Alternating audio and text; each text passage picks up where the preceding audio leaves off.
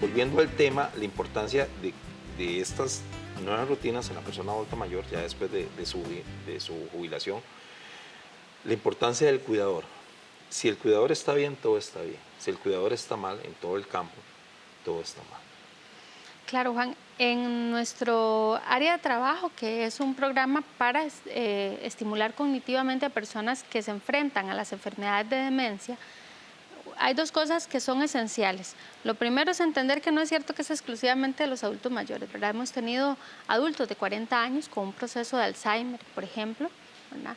Pero sí es cierto que es más probable, digamos, que se presente en los adultos mayores.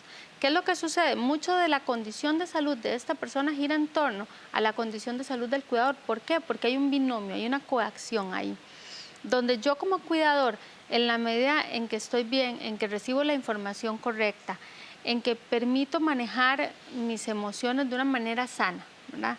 Porque de alguna forma es una pérdida, es un duelo. Recordemos que en Costa Rica el rol de cuidadores mayoritariamente lo hace algún familiar. Algún familiar. ¿Verdad? A diferencia de otros países donde suele ser un servicio contratado o se lleva a un centro aparte, nosotros aún tenemos ese contexto familiar donde la persona se queda en su familia y creo que esto es un valor importante siempre y cuando la familia tenga pues los recursos, porque sí nos hemos topado con familias donde todos los miembros están enfermos y bueno, ahí no es que tener que acudir a un recurso de un centro de cuidado sea necesariamente algo negativo. Pero saber discriminar cuándo sí y cuándo no, claro que mejora la condición de vida de ambas personas. ¿Qué es lo que sucede con el cuidador? Hay muchos tabúes en el contexto del envejecimiento y hay muchos tabúes en lo que respecta a las enfermedades que pueden pasar a los adultos mayores. Hay mucho miedo a lo que va a pasar, a cómo lo manejo. Entonces está esa posición de que como está enfermo no tiene derecho a participar en las actividades familiares, su opinión no cuenta, creemos que lo que nos va a decir o el aporte que va a hacer no va a tener esa racionalidad con respecto a lo que estamos analizando. Hacemos una posición pasiva de esa persona. Yo a veces le digo a las familias con las que converso, es como ponerlos a competir con la maceta que está en el corredor de la casa, ¿verdad? Entonces, uno ve a la familia muy preocupada por bañarlo, porque se vea muy bonito, porque la higiene esté muy bien, porque haya comido muy bien, porque tome sus medicamentos, pero hasta ahí. Y nos olvidamos de que esa persona sigue siendo quien era en mucho de su esencia.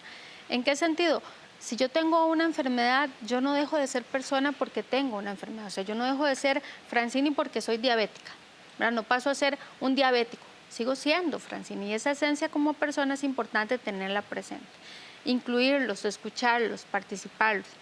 La experiencia que comparten es riquísima, es delicioso escuchar cuando ellos nos hablan de cómo era su estrategia para resolver la vida cotidiana. Y muchas de las cosas que creemos ahora estar inventando ya estaban inventadas, ¿verdad? Cuando nos enfrentamos a enfermedades tan complejas como las demencias, en efecto hay retos importantes, ¿verdad? Perdemos habilidades para comunicarnos, perdemos habilidades motoras, perdemos habilidades de racionamiento, ¿verdad? De reconocimiento de los objetos, de las cosas, de las personas.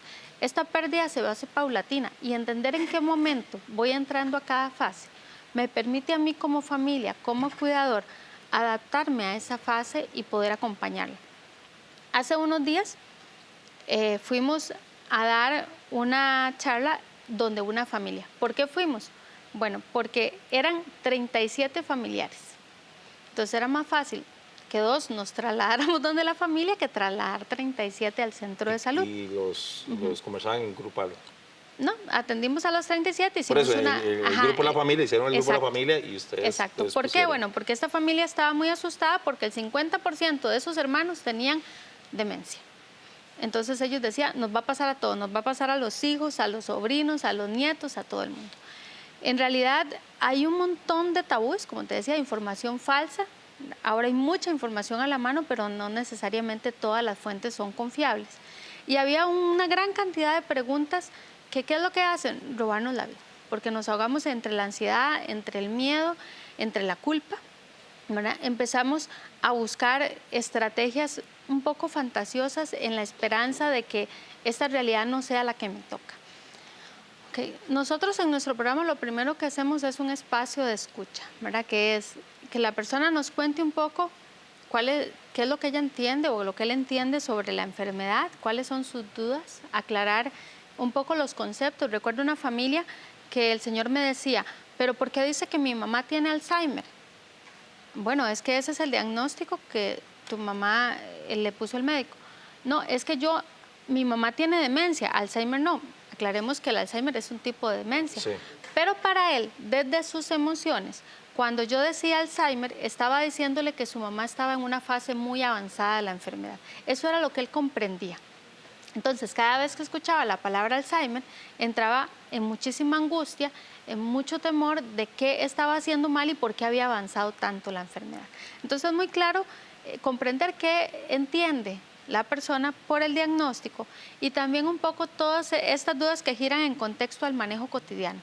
Es muy común que cuando se enfrentan los episodios confusionales que se presentan ya más o menos en las etapas moderadas de la enfermedad, la persona quiera entender, ¿verdad? Y te pregunta, ¿qué le digo para que no se asuste? ¿Qué le digo para que no se calme? Por ejemplo, la semana pasada una señora me decía, es que salimos de la iglesia y ella se pone a llorar y dice, se olvidaron de mí, me dejaron botada, no hay que venir por mí.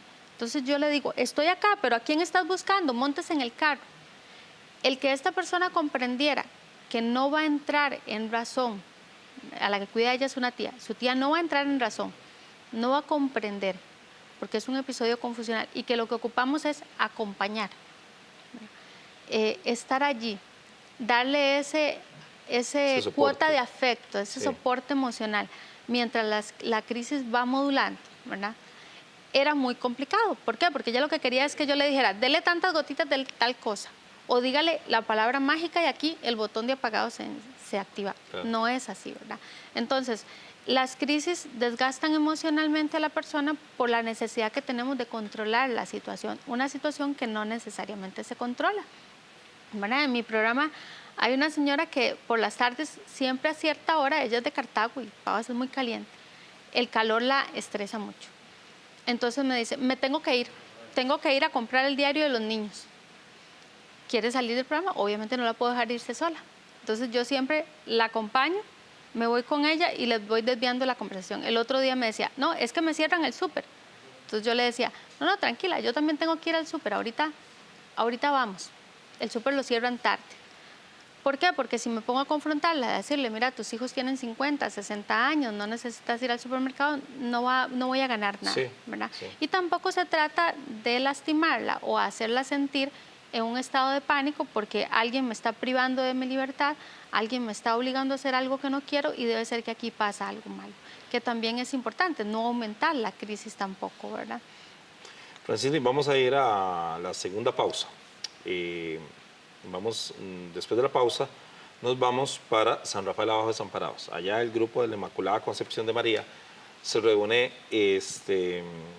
los martes y los viernes, se reúnen. Y allá está doña Rita Gamboa. Doña Rita tiene 71 años. Vamos a ver la historia después de la pausa.